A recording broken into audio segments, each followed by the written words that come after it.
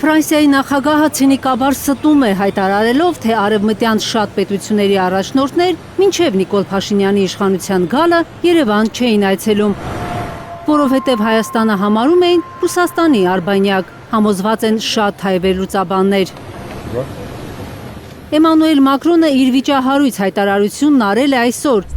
ասես փորձելով աջակցություն հայտնել Փաշինյանին, որի վարկանիշը ընտրություններից առաջ շարունակ գահավիժում է։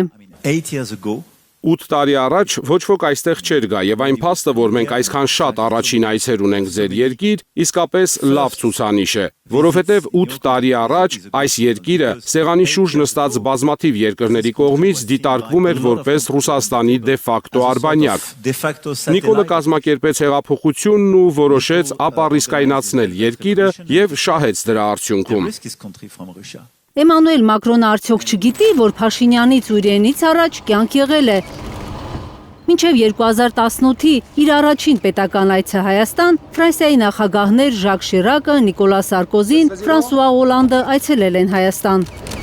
Ֆրանսիայի նախկին 3 նախագահներ պետական բարձր մակարդակի այցեր են կատարել Հայաստան, եւ սա պայմանավորված էր իհարկե Ֆրանսիայի աշխարհաքաղաքականությամբ։ Մեր երկրի հետ հարաբերությունները առանձնաշնորհյալ որակած Ֆրանսիայի նախագահները նաև բարձրագույն պատիվներով են ընդունել Հայաստանի առաջնորդներին Ելիսեյան պալատում։ 25 տարվա վաղեմության այս տեսանյութում Ֆրանսիայի պատմության ամենաազդեցիկ նախագահներից մեկը Ժակ Շիրակը պատվո լեգիոնի մեծ խաչ շքանշանով է պարգևատրում Ռոբերտ Քոչարյանին։ Հայաստանի նախագահն էլ Մեսրոպ Մաշտոց շքանշան է հանձնում իր ֆրանսիացի պաշտոնակցին։ Քաղաքական մեկնաբան Հակոբ Բադալյանը չի կարծում, թե Էմանուել Մակրոնը հիշողության կորուստ ունի։ Այս հայտարարությունը անկասկած իհարկե հիշողության կորստի հետևանք չէ կամ իրավիճակին չտիրապետելու հետևանք չէ, այլ ընդամենը քաղաքական անհրաժեշտություն, որ ունի Մակրոնը, մի կողմից աջակցել Նիկոլ Փաշինյանին ընդհանուր քաղաքականության շարունակության համատեքստում, որը մենք տեսնում ենք վաղուց, մյուս կողմից իհարկե Մակրոնի այս հայտարարությունը հիմնականում նույնիսկ պարզապես Փաշինյանին աջակցելու համար չէ, այլ ընդհանրապես այն քաղաքական դիրքավորման համար, որ միջազգային ասպարեզում փնտրում է Մակրոնը աշխարհակարգային այս պայքարի համատեքստում։ 2027-ին քաղաքականությունից հեռանալու մտադրության մասին հայտնած Մակրոնը, որին վերջերս հաճախ է խայթում Թրամփը, նաև Բրիջիթ Մակրոնի հայտնի ապտակի պատճառով ուզում է ցույց տալ, որ ինքը կարևոր դերակատար է մնում համաշխարհային քաղաքական թատերաբեմում, կարծում է Հակոբ Բադալյանը։ Միջազգային քաղաքականության իմաստով Մակրոնը նաև շատ երկար ժամանակ փորձում է առնվազն ներկայանալ որպես շատ կարևոր դերակատար, որը կարողանում է հարցեր լուծել, որը խաղից դուրս չէ,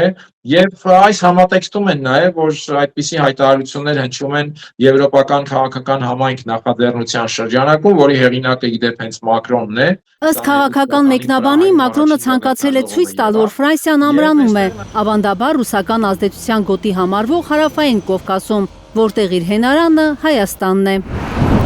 Այս հայտարարությունը միտված էր ցույց տալու, որ Ֆրանսիան այստեղ ունի հենարան, Ֆրանսիայի դիրքերն այստեղ հիմա ամուր են, նախկինում Ռուսաստանի դիրքերն էին ամուր, հիմա Փարիզն է այստեղ, այսպես ասենք, նորաձևություն թելադրում քաղաքական իմաստով։ Սրանով է պայմանավորված իմ գնահատմամբ այն հայտարարությունը, որն անում է Մակրոնը, կրկնեմ, որովհետև այդ հայտարարությունը բուն իրականությունից շատ հեռու է, հատկապես նախկինում Ռուսաստանի արբանյակ լինելու իմաստով, կամ ներկայումս իբրև թե Ռուսաստանից կախվածություն այլևս չունենալու իմաստով։ Քաղաքական մեկնաբանը նկատում է նախկինում եվրոպական պետությունները պերճախոս հայտարարություններ չեն արել Հայաստանի հասցեին, զգուշանալով, որ Արցախի հարցի պատճառով չփչացնեն հարաբերությունները Ադրբեջանի եւ Թուրքիայի հետ։ Սակայն Ֆրանսիան միշտ ունեցել է բացահայտ հայամետ խիզախ դիրքորոշում։ Արցախի հարցը այսպես ասած փակելուց հետո Եվրոպան, այդ թվում Ֆրանսիան, որ հակառուսական պայքարի դրոշակակիրներից է, ձգտում է քաղաքական օգուտներ քաղել նոր իրավիճակից։ Հայաստանը վերածվում է ադրբեջանական արբանյակի, իսկ Եվրոպան դրա դիմաց փորձում է ստանալ, այսպես ասած, իր բոնուսները։ Իր հայաբաժինը, եթե կարող ենք այդպես ներկայացնել։ Մեր երկիրը սրանից ոչինչ չի շահում, բայց Հայաստանի իշխանությունը, որ աշխարհաքաղաքական բախումների կիզակետի է վերածում Հայաստանը, եվրոպացիների շոյող հայտարարությունները օգտագործում է իր PR-ի համար։ Ինչպես ասում են, քարից PR քամելու այս դրսևորումը, ջանքը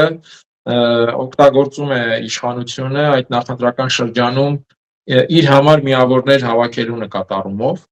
եւ ցանկացած միջոցառում, ցանկացած դրվագ, ցանկացած ամենափոքր առիթ անգամ բնական է ծառայեցնելու են քարոզչական նպատակների։ Մի օրինակ հիշեցնեմ, Միացյալ Նահանգների փոխնախագահ Վենսը անմիջականորեն հենց Հունգարիայում խորհրդանի ընտրությունից առաջ այցելել էր Վիկտոր Օրբանին աջակցության այցով, բայց տեսանք, որ դա ամենևին չօգնեց Օրբանին հաղթել այդ ընտրությունը եւ պահել իշխանությունը։ Կարնե Մանգասարյան, Գագիկ Տեր-Ղազարյան, Հայլուր։